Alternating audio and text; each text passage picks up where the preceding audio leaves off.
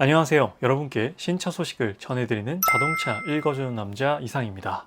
오늘은 랜드로버 오너로서 흥미로운 소식을 듣게 되어 여러분들과 공유하고자 리뷰를 준비해봤는데요.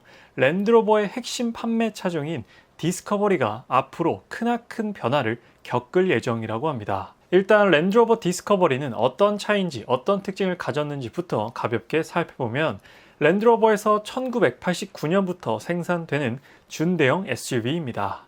국내에서는 7인승으로 판매되고 있죠. 현재 판매되고 있는 디스커버리는 5세대 모델로 사실 4세대 디스커버리까지 그리고 같은 브랜드의 디펜더가 출시되기 전까지는 대체 불가능한 모델로 큰 인기를 얻어왔습니다. 넓은 실내 공간과 7인승 구조 그리고 강력한 오프로드 성능을 겸비한 전천후 SUV인 것이 커다란 매력 포인트였죠. 4세대 디스커버리까지는요, 1세대부터 쭉 이어오던 아이코닉한 각진 디자인과 헤리티지를 이어와서 디자인적인 메리트가 상당히 컸었지만 5세대부터 디자인 컨셉이 갑자기 바뀌었고 프레임 바디에서 모노코크 바디로 셰시 구조 역시나 바뀌는 큰 변화를 겪게 되었습니다. 2017년 7월부터요 5세대 디스커버리가 국내 판매를 시작했지만 그 이후로 꾸준히 판매량은 감소되는 경향을 보였고 글로벌 판매 역시나 꾸준히 감소했습니다. 여러 이유가 있겠지만 일단 4세대에서 5세대로 오면서 디자인 컨셉을 너무 많이 바꾸었고 그에 따라 기존 디스커버리 오너들의 반감이 꽤나 컸으며 새로운 디스커버리를 기대하던 소비자들도 큰 실망을 했었죠. 더불어 1세대 출시 이후 단종되었던 디펜더가 70여 년 만에 2세대 풀체인지로 출시되어 디스커버리의 수요를 가져간 것이 가장 큰 요인이라 생각됩니다. 결국 랜드로버는 6세대 디스커버리를 EV 모델, 즉 전기차로 출시하면서 차량 컨셉 자체를 기존 SUV 형태가 아닌 MPV 형태, 즉 다목적 밴 형태로 개발 중이라고 합니다.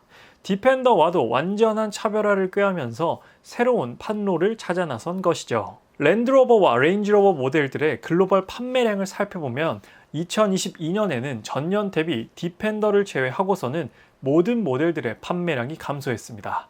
디펜더만 6%가 상승했고 오늘의 주인공인 디스커버리는 브랜드 내에서 가장 많은 하락폭인 마이너스 41%를 기록했죠. 거의 판매량이 절반 가까이 떨어지게 된 것인데요. 모델 체인지를 앞두고 있는 레인지로버 스포츠보다도 더 많이 떨어진 것입니다. 그러나 2023년에는요, 22년 대비 56% 상승했습니다. 다시 절반 이상 판매량을 회복하기도 했었죠.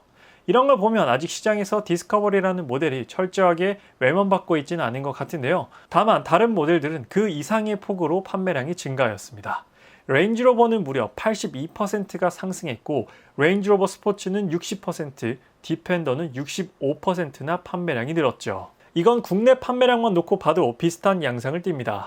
이 수치는 23년, 즉 작년 한 해 동안의 랜드로버와 레인지로버의 판매량인데요. 가장 많이 판매된 차량은 놀랍게도 한 대당 2억이 넘는 플래그십 모델 레인지로버가 무려 47% 이상의 점유율을 보였고 그 다음 디펜더가 20% 이상의 점유율을 보이고 있습니다. 디펜더도 대당 1억이 넘는 모델이죠. 세 번째 역시나 1억 중반이 넘는 레인지로버 스포츠가 차지했고 그 다음 네 번째가 디스커버리입니다. 4위이긴 하지만요 3위와 점유율 차이에서 거의 10%나 차이 나는 걸 확인해 볼 수 있습니다. 물론 디스커버리가 17년에 출시되어 풀체인지 시기가 되었기 때문에 상대적으로 신차인 다른 모델들에 비해서 판매량이 떨어지는 것도 사실입니다만 출시 초기부터 이전 디스커버리와 비교를 많이 당하며 호불호가 많이 갈렸었는데요. 4세대 디스커버리는 아직도 중고 시장에서 핫한 매물로 자리매김하고 있는 상황이죠. 캠핑을 좋아하시거나 레트로한 각진 감성의 SUV를 원하시는 분들에게는 여전히 4세대 디스커버리가 드림카로 여겨지고 있습니다. 사실 지금 사진으로 보시는 것처럼 디스커버리는 1세대부터 4세대까지 쭉 비슷한 컨셉과 디자인을 유지해 오면서 많은 디스커버리 매니아층을 쌓아왔는데요. 디스커버리가 도로에 조금씩 많아지면서 우리 눈에 익숙해지기 시작한 건 3세대부터입니다. 이때까지만 하더라도 국내에서 랜드로버를 보는 건 정말 흔치 않은 일이었고요. SUV가 많지 않았던 시절이었기에 도로 위에서 이 차가 주는 무게감과 웅장함은 정말 남달랐습니다. 이런 게 진정한 SUV지라는 걸 굳이 드러내지 않아도 느껴지는 엄청난 아우라가 있었습니다. 2열에서 3열로 이어지는 루프라인은 뒤로 갈수록 한 단계 높아지고요. 각진 헤드라이트와 차체 쉐입, 그리고 높은 전고에서 오는 든든함까지 다른 브랜드에서는 결코 느낄 수 없었던 랜드로버만이 주는 감성이 가장 강력했던 시기라고 생각됩니다. 그리고 디스커버리 4세대에 와서는 정점을 찍게 됩니다. 기존의 아이코닉한 디자인을 유지하면서도 세련된 모습으로 바뀌었고 남성분들뿐만 아니라 여성분들에게도 인기가 정말로 많았고요. 제가 예전에 청담동에서 우연히 배우 김범 씨를 만난 적이 있었는데 그때 당시 김범 씨가 이 차를 타고 다니셨던 기억이 납니다. 2024년 현재 이 디자인을 그대로 출시한다고 하더라도 디자인이 별로다라는 느낌이 들지 않을 정도로 지금 봐도 정말 멋지고요. 흠잡을 곳 없는 디자인입니다. 특히나 각진 뒷모습과 비대칭의 테일게이트는 디스커버리의 상징이었죠. 디스커버리의 가장 큰 매력은 측면에서 이 차를 봤을 때라고 생각합니다. 정말 정직하게 생긴 디자인인데요. 실내 거주 공간 확보에 중점을 둔 모습입니다. 특히나 창문이 정말 큰 것이 인상적이고 대부분의 브랜드에서 쿠페형 SUV를 주력으로 출시하는 것과는 아주 대조적인 모습을 하고 있죠. 저런 것이 디스커버리만이 가지고 있는 대체 불가능한 매력이었는데 5세대로 오면서 조금 더 도시적이고 올로드스러운 SUV로 디자인 방향을 전환하다 보니까 적응이 안 됐던 것도 사실입니다. 물론 디자인만 놓고 보면 결코 나쁜 디자인은 아닌데요. 1세대부터 이어오던 헤리티지가 존재하는 모델이었기 때문에 갑작스런 변화가 기존 오너들로 하여금 반감을 사기엔 충분했었죠. 이렇게 멋진 배경에 서핑보드를 싣고 있는데요.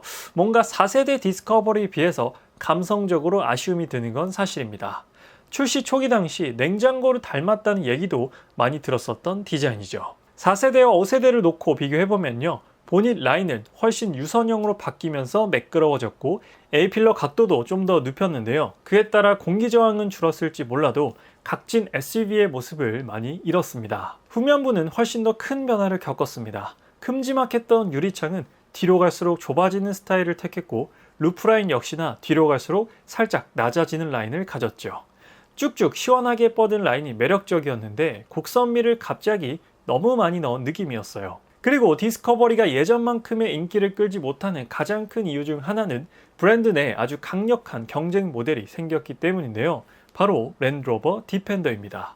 디펜더는 1세대 출시 이후로 단종되었다가 2세대로 풀 체인지되어 출시되었는데 출시된 이후부터 지금까지 꾸준한 인기를 얻고 있습니다. 디스커버리 5세대에서 느꼈던 아쉬움을 각진 디자인의 상징인 디펜더가 채워주고 있기 때문인데요. 디펜더가 공개되었을 당시 디스커버리 5가 이렇게 나왔어야 했다는 의견들도 정말로 많았어요. 같이 놓고 비교해보면요. 확실히 디펜더의 디자인은 디스커버리 4와 많이 닮아있고 디스커버리 4의 후속작이라고 해도 큰 의심이 들지 않을 정도입니다. 디펜더는 1세대 디펜더와도 닮아있고 디스커버리 4와도 닮아있어 이런 디자인을 선호하는 소비자들의 취향을 제대로 저격한 셈이죠.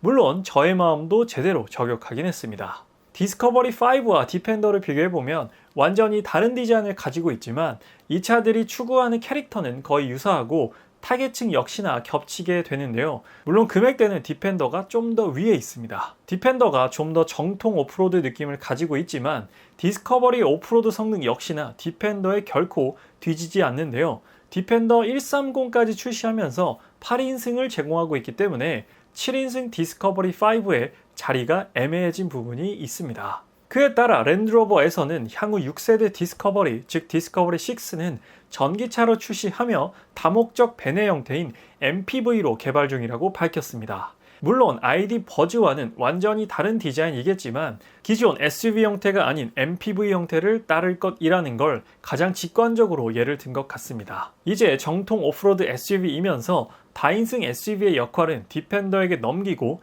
기존의 랜드로버에 없었던 라인업을 늘리면서 새로운 고객층을 확보하겠다는 의지로 보이는데요. 랜드로버는 최근 브랜드 내 서브 브랜드를 새롭게 정의했습니다. 레인지로버와 디펜더 그리고 디스커버리 이렇게 말이죠. 레인지로버 내에는 레인지로버와 레인지로버 스포츠, 벨라와 이보크가 있고 디펜더 안에는 디펜더 90, 110, 130 그리고 V8 엔진이 탑재된 고성능 디펜더인 옥타까지 최근에 추가하였죠. 디스커버리 내에는 디스커버리 5와 디스커버리 스포츠가 있습니다. 이렇듯 서브 브랜드 내에서 디스커버리의 역할은 이제 토요타의 다인승 MPV 알파드처럼 가게 되지 않을까 싶습니다. ID 버즈보다는 알파드 쪽에 좀 더 가깝게 되지 않을까 싶은데, 아니면 뭐 국산차로 보면 카니발 하이리무진처럼 될지도 모르죠. 향후 방향성을 새롭게 잡은 디스커버리가 어떻게 나올지 상당히 궁금해지는 부분인데요.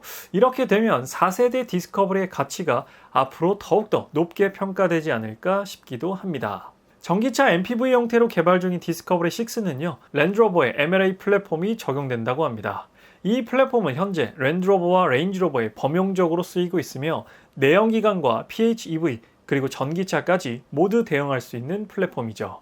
이 플랫폼으로 바꾸고 나서 판매되는 랜드로버와 레인지로버들이 다들 성공 가도를 달리고 있으니 디스커버리 6도 기대해봐도 좋을 것 같습니다. 그래서 오늘은 새로워진 랜드로버 디스커버리에 대해 말씀드렸는데요. 저도 애정이 많았던 모델이니만큼 완전히 그 컨셉이 달라진다는 소식을 듣고요. 걱정 반, 기대 반이 드는 게 사실입니다. 하지만 랜드로버에 현재 없는 MPV 형태로 새로운 모습을 보여줄 것이라고 하니까요. 괜찮을 것 같기도 합니다. 추후에 스파이샷이나 새롭게 공개되는 정보가 나오면 소식 전해드리도록 할 테니까요. 아직 자동차 읽어주는 남자 구독 안 하신 분들께서는 구독과 좋아요 한 번만 부탁드리도록 하겠습니다. 오늘 리뷰는 여기서 마치도록 할게요. 지금까지 자동차 읽어주는 남자 이상이었습니다. 시청해주셔서 감사합니다.